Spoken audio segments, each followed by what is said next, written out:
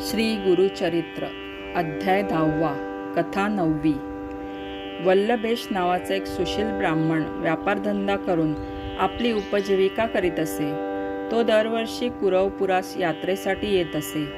एका वर्षी तो यात्रेला आला असता त्याने श्रीपाद स्वामींना नवस केला की व्यापारात मला भरपूर नफा झाल्यास 1000 ब्राह्मणांना इच्छा भोजन देईन. श्रीपाद वल्लभांचे मनात ध्यान करीत तो व्यापारासाठी निघाला.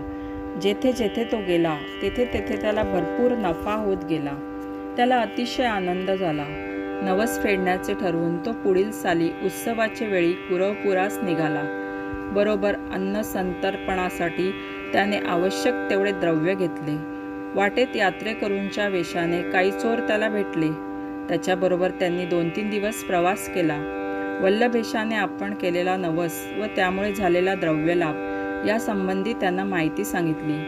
1000 ब्राह्मणांना जेवण घालण्यासाठी लागणारे द्रव्य बरोबर घेतल्याबद्दल त्यांचेपाशी बोलून गेला.